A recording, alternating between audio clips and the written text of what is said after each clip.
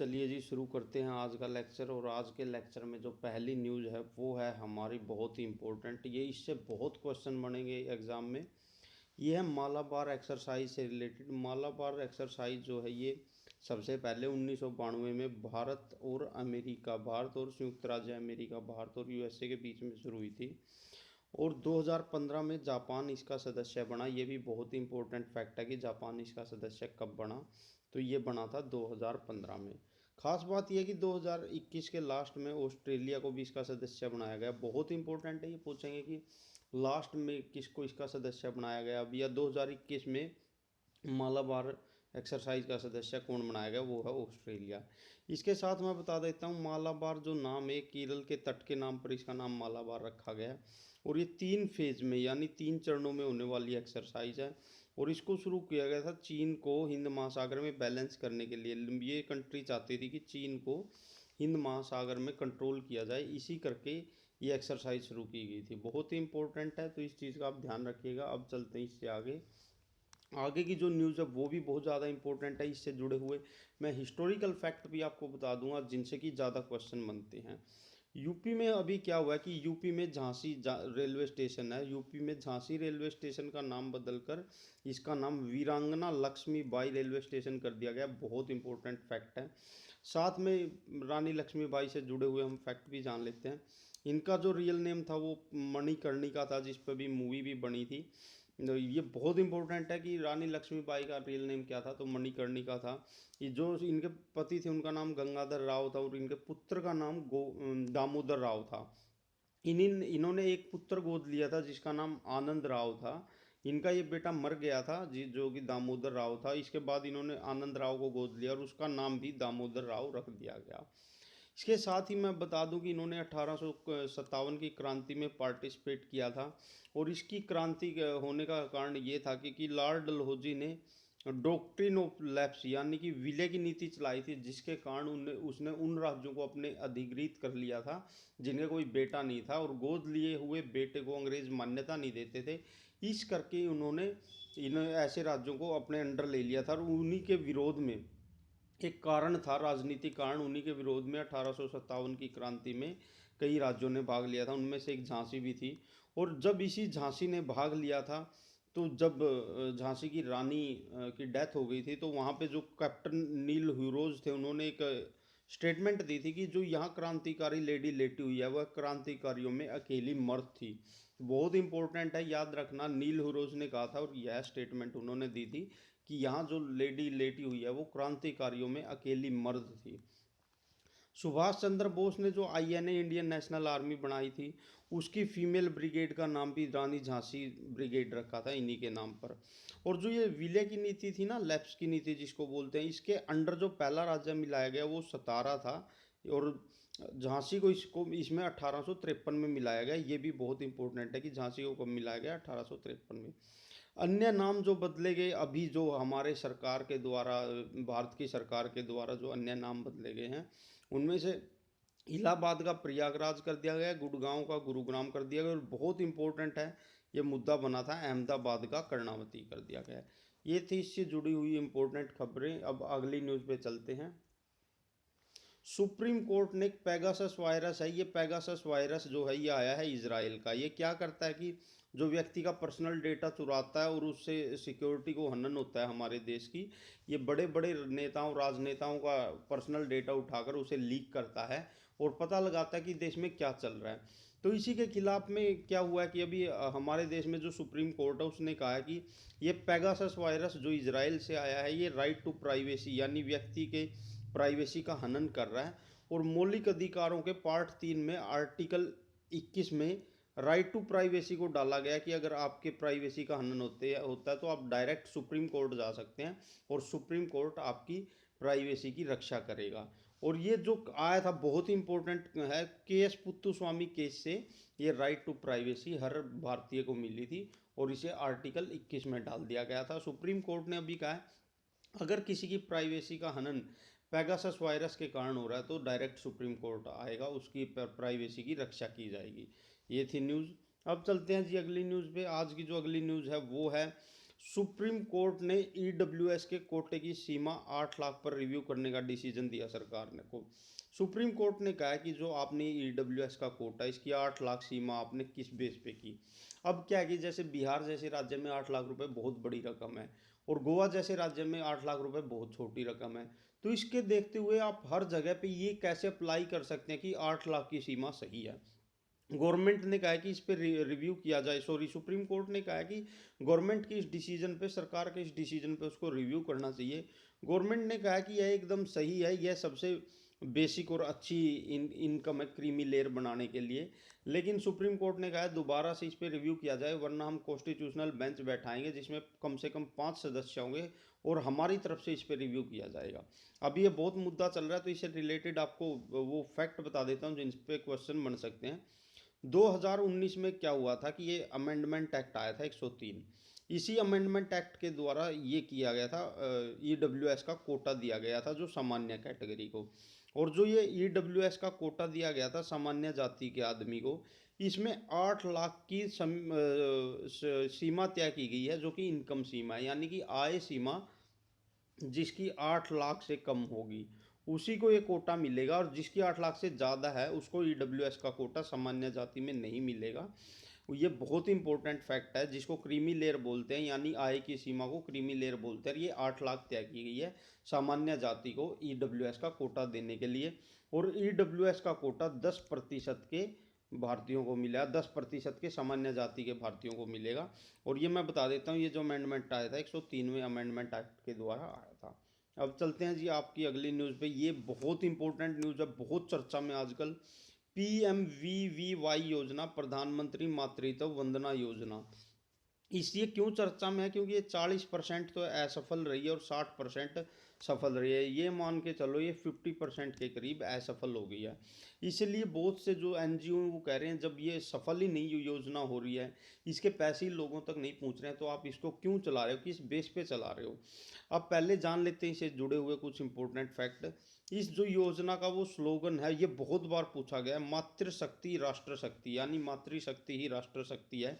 एक तो ये इसका इससे जुड़ा हुआ फैक्ट इंपॉर्टेंट है, इसका जो स्लोगन है। दूसरा, ये 2010 में आई थी और 2017 में भारत के सभी जिलों में लागू हुई थी, यानी 2010 में इसे लाया गया था, लेकिन ऑल ओवर इंडिया के डिस्ट्रिक्ट में ये 2017 में लागू हुई थी। ये महिलाओं के पोषण रक्त की पूर्ति के लिए बनाई गई थी, यानी उन्हें अच्छे से ब्लड मिले, उन्हें अच्छे से पोषण मिले, और उन्हें पूरी छुट्टियां मिले डिलीवरी के बाद। लेकिन ये सफल नहीं हो पाई। इसका रीज़न एक तो इसमें फॉर्मेलिटी बहुत है, दिखावा करते हैं, जिसके कारण आम लेडी हैं, जो आम माताएं हैं, वो तंग हो रही हैं। जैसे आधार कार्ड दिखाओ, ज़्यादा पूछताछ करते हैं, इनकम कार्ड दिखाओ, तभी आपको इसका फ़ायदा मिलेगा। ये ना होने के कारण महिलाओं को परेशानी हो रही है, 50% के करीब महिलाएं इसका लाभ ही नहीं ले रही हैं, तो ये एक असफल योजना की कैटेगरी में डाल दी गई है। और ये जो चलाई गई थी ministry of child and women development के द्वारा चलाई गई थी, और इसमें महिलाओं को 5,000 रुपये भत्ता मिलना था। अब चलते हैं जी आज की अगली न्यूज़ पे। हमारे देश में ना कोयला मिलता है, और कोयला 4 कैटेगरी का होता है। पहले तो मैं आपको बता दूं, कोयला 4 प्रकार का होता है, और जो 4 प्रकार का कोयला होता है उनमें सबसे अच्छा जो कोयला होता है एंथ्रासाइट, उसके बाद बिटुमिनस, फिर लिग्नाइट, फिर पीट। जो एंथ्रासाइट होता है ये बेस्ट होता है, यानी सबसे ज़्यादा एनर्जी क्रिएट करता है, और ये सिर्फ जम्मू और कश्मीर में मिलता है, बहुत इंपॉर्टेंट है। जो बेस्ट कोयला है एंथ्रासाइट है, वो हमारे देश में सिर्फ जम्मू कश्मीर में मिलता है। अब दूसरा कोयला है बिटुमिनस, और बिटुमिनस का जो कोयला है ये छोटा नागपुर पठार, झारखंड, छत्तीसगढ़, गढ़, उड़ीसा में मिलता है। बहुत बार पूछा गया क्वेश्चन है कि बिटुमिनस कोयला कहाँ मिलता है, तो छोटा नागपुर पठार का क्षेत्र है, और इसमें ये स्टेट ज़्यादा आते हैं। इसके साथ ही लिग्नाइट कोयला है जो तीसरे नंबर पर आता है जलने में या एनर्जी क्रिएट करने में। ये बहुत डायरेक्ट पूछा गया, नवेली में क्या मिलता है, तो लिग्नाइट कोयला मिलता है नवेली में। लिग्नाइट कोयले के लिए नवेली तमिलनाडु का फेमस है, और ये राजस्थान में भी मिलता है। और जो पीट है, ये पीट सबसे निम्न प्रकार का कोयला है, ये कई राज्यों में मिलता है पर बहुत कम एनर्जी क्रिएट करता है, पानी ज़्यादा होता है, कोयला कम होता है। और जो कोयले से प्राप्त थर्मल एनर्जी होती है उसको, जो एनर्जी होती है उसको हम थर्मल एनर्जी कहते हैं। बहुत इंपॉर्टेंट है, डायरेक्ट पूछ लेते हैं, कोयले से जो ऊर्जा बनती है उसको क्या कहते हैं, थर्मल एनर्जी। अब ये चर्चा में क्यों है बता देते हैं। राजस्थान की सरकार ने कहा है कि वो थर्मल एनर्जी क्रिएट करेगी खुद के लिग्नाइट कोयले को का खनन करके, और लिग्नाइट कोयले का खनन जो करेंगे उसके बाद सोर्सेज जो यूज होंगे उससे राजस्थान उन्हीं सोर्सेज से अपनी बिजली बनाएगी। इसी करके ये थोड़ा हा इम्पोर्टेंट हो जाता है। इसी करके मैंने पूरा फंडा बताया है। जो सेंट्रल गवर्नमेंट है वो कह रही है कि अभी हमारे पास कोयला है, आप यहाँ पे मत खनन करिए, पर स्टेट गवर्नमेंट कह रही है कि हम यहीं से ऊर्जा बनाएंगे, हमें बाहर से महंगी पड़ती है। तो इसी करके इससे जुड़े हुए मैंने बेसिक फैक्ट भी आपको बता दिए हैं कोयले से। और अगर करंट से जोड़ो तो राजस्थान सरकार अभी इससे थर्मल एनर्जी बनाएगी। अब चलते हैं अगली न्यूज़ पे जी। 2021 में जनगणना शुरू हुई और 2021 की जनगणना थी वो कोरोना के करके वो रोक दी गई थी। ये बहुत इंपॉर्टेंट फैक्ट है। 2021 में जनगणना होनी थी लेकिन कोरोना करके वो रोक दी। अब 2022 में सेंसस शुरू हो रहा है, अभी हो गया है वो। पहली बात बता देता हूँ, जो जो जनगणना है वो रजिस्ट्रार जनरल ऑफ इंडिया द्वारा कराई जाती है, बहुत इंपॉर्टेंट है। और यह जो डिपार्टमेंट है होम मिनिस्ट्री के अंडर आता है। दूसरी बात, ऐतिहासिक वे में देखें तो ऋग्वेद में कौटिल्य ने और आईने अकबरी में भी जनगणना का जिक्र किया गया, उन्होंने अपनी जनगणना की थी। यानी आईने अकबरी में, कौटिल्य ने और ऋग्वेद में। 1872 में सबसे पहले भारत में जनगणना हुई थी लॉर्ड मेयो के समय में। बहुत इंपॉर्टेंट है ये, लॉर्ड मेयो भी इसी के समय में पहली जनगणना हुई। कब? 1872 में ये जनगणना हुई थी। इसके साथ ही 1882 से नियमित जनगणना, यानी हर 10 साल के उस पे गैप पे जनगणना होनी शुरू होगी, ये हुई थी 1882 में। और लॉर्ड रिपन उस समय भारत के वॉइसराय थे। 1931 और 2011 में सिर्फ 2 बार जाति बेस्ड जनगणना हुई है, यानी कि कास्ट बेस्ड जनगणना जिसको कह देते हैं। इसके साथ ही मैं बता देता हूँ, बहुत इंपॉर्टेंट फैक्ट है जुड़ा हुआ। इस बार जो जनगणना होगी 2022 की जनगणना में पहली बार ट्रांसजेंडर यानी थर्ड जेंडर जो कि हिजड़े और ये सब होते हैं। देखो पता है क्या है, सुप्रीम कोर्ट ने अभी क्या बोला है कि हर भारतीय जो भारत में रहता है वो एक इंसान है। और जो इंसान है वो भी हमारे देश का हिस्सा है, चाहे वो मेल है, फीमेल है, या थर्ड जेंडर है, ट्रांसजेंडर है। थर्ड जेंडर या ट्रांसजेंडर की कम्युनिटी में 3-4 तरह के लोग आते हैं। LGBT, एल से लेस्बियन, बी से बाइसेक्सुअल, जी से गे और टी से ट्रांसजेंडर। और ये भी हमारे ही समाज का हिस्सा है, इनकी भी जनगणना जरूर होनी चाहिए, ये कहा है सुप्रीम कोर्ट ने बहुत ही रिस्पेक्ट के साथ। तो इसी करके 2022 की जनगणना में पहली बार ट्रांसजेंडर या थर्ड जेंडर को भी ऐड किया गया है। अब चलते हैं जी अगली न्यूज़ पे। अगली न्यूज़ है हमारी, ये भी बहुत इंपॉर्टेंट है। अभी COP26 सम्मेलन हुआ था। पहली बात तो ये बहुत इंपॉर्टेंट है, COP26 पर्यावरण से रिलेटेड जो हुआ था वो कहाँ पे हुआ? वो यूनाइटेड किंगडम के ग्लासगो में हुआ। दूसरी इंपॉर्टेंट चीज़ ये है कि वन नेशन वन ग्रिड योजना और वन सन, यानी एक देश एक ग्रिड और एक सन, यानी एक सूर्य है और एक ही देश है, एक ही पृथ्वी है। One sun one earth one nation और वन ग्रिड योजना। और इसी जो एक सन से, एक सूर्य से हम पूरे विश्व में बिजली का उत्पादन करेंगे, ये जो स्टेटमेंट दी थी, ये जो योजना दी थी, ये प्रधानमंत्री नरेंद्र मोदी ने दी थी। और अब इस पे काम शुरू हो गया है, बहुत इंपॉर्टेंट है। One nation one earth one grid one sun योजना कहाँ से शुरू हुई? ये हुई है 2022 में, और COP26 सम्मेलन में ये पूरी चर्चा में आई थी। और यूनाइटेड किंगडम के ग्लासगो में COP26 हुआ था। अब चलते हैं जी आज की आखिरी और अगली न्यूज़ पे। बहुत इंपॉर्टेंट न्यूज़ है।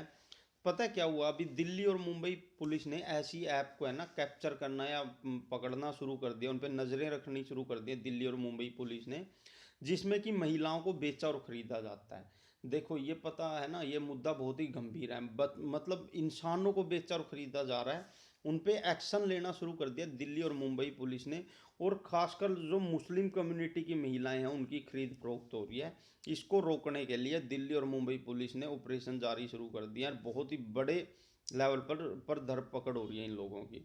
अब इससे जुड़े हुए इंपॉर्टेंट क्वेश्चन जो आपके एग्जाम में आ सकते हैं वो जान लेते हैं।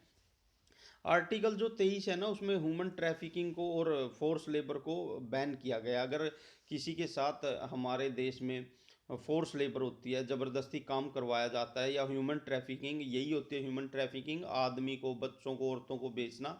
तो ये गैर कानूनी है और हमारे देश के मौलिक अधिकारों में इनके ऊपर कार्रवाई की गई है कि अगर किसी के साथ ऐसा होता है वो डायरेक्ट सुप्रीम कोर्ट जा सकता है और सुप्रीम कोर्ट इस पर एक्शन लेगा। यानी जो इंसानों की खरीद फरोख्त है ये जो गैर कानूनी है, सुप्रीम कोर्ट तक इसमें अपना हाथ डालेगा कि ये गैर कानूनी है और इन लोगों को सजा दो। ये कहाँ पे बोला गया है? ये आर्टिकल ही बहुत इंपॉर्टेंट हो जाता है, आर्टिकल 23 में बोला गया है, जो कि मैंने यहाँ मेंशन भी कर रखा है, बहुत इंपॉर्टेंट आर्टिकल है।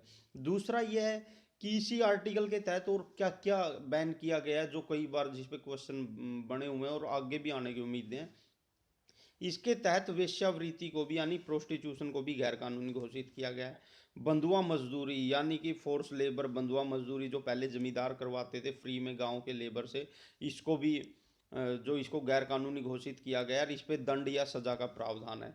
और इसमें देवदासी प्रथा, पहले मंदिरों में है ना क्या होता था, पुजारी भगवान से मिलने का जरिया बना के सुंदर लड़कियों को अपने पास रखते थे और उन सुंदर लड़कियों का वो शारीरिक शोषण करते थे और आखिर में जाकर उनका कोई साथ नहीं देता था, वो प्रोस्टिट्यूशन में चली जाती थी।